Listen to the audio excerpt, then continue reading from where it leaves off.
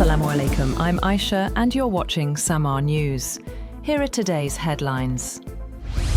Iran's new supreme leader, Mojtaba Khamenei, has reportedly rejected proposals to reduce tensions with the United States and demanded Washington and Israel first be brought to their knees.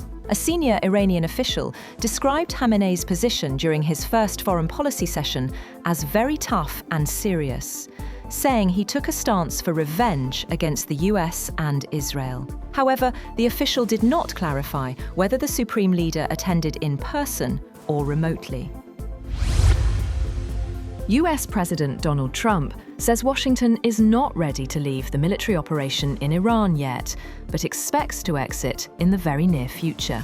Speaking at the White House, Trump said NATO allies support the war but do not want direct involvement, which he called a foolish mistake. He again urged countries to help secure the Strait of Hormuz after Iranian attacks on shipping. But several US allies have declined to send forces, even as Trump said the US does not need their assistance. The US president also postponed his planned visit to China as the war with Iran dominates US foreign policy. Announcing this, Trump said his meeting with Xi Jinping will be rescheduled in about 5 to 6 weeks.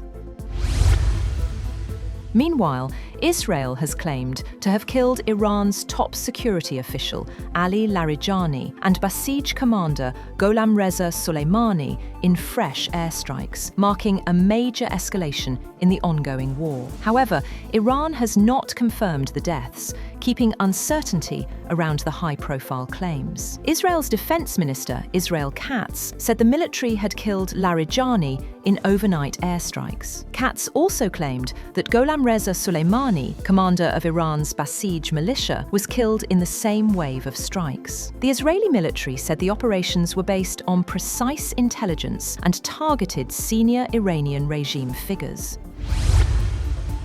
Head of the US National Counter-Terrorism Center, Joseph Kent, has resigned over the war in Iran. The official said he could not support the conflict, arguing Iran posed no imminent threat to the United States.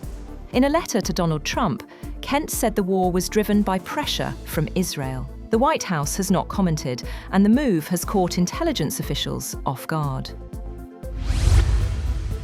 Rocket and drone attacks continue to target US diplomatic sites in Iraq.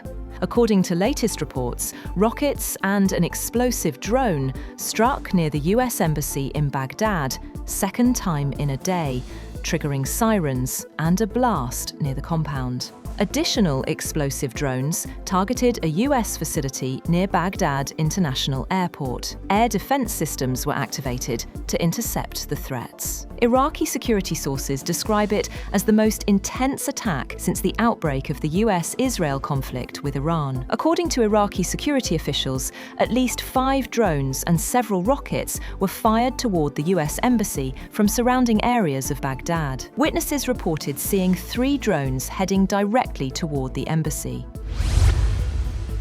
The United Nations says Israeli airstrikes in Lebanon may amount to war crimes under international law. A spokesperson for the UN Human Rights Office said strikes have hit residential buildings, displaced civilians, and healthcare facilities. The UN is calling for investigations into attacks in Beirut and Bint Jbeil.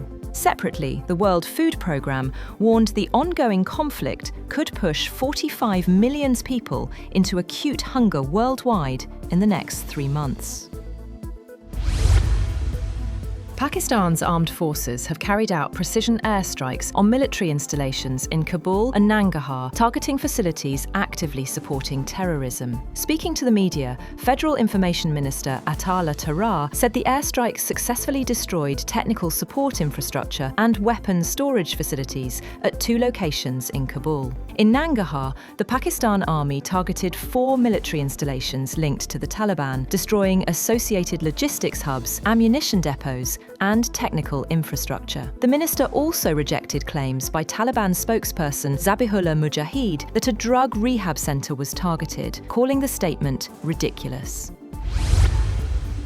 Iran is exploring relocating its 2026 FIFA World Cup matches from the United States to Mexico due to rising security risks following recent US and Israeli airstrikes. Mehdi Taj, president of Iran's Football Federation, said the team will not travel to the US unless safety can be guaranteed. The proposed move affects 3 group stage matches in Los Angeles and Seattle, raising major logistical challenges for FIFA, including stadium availability, travel, and broadcasting. FIFA has not yet commented, while the Asian Football Confederation said no formal withdrawal has been submitted. A decision to relocate would mark a first in modern World Cup history.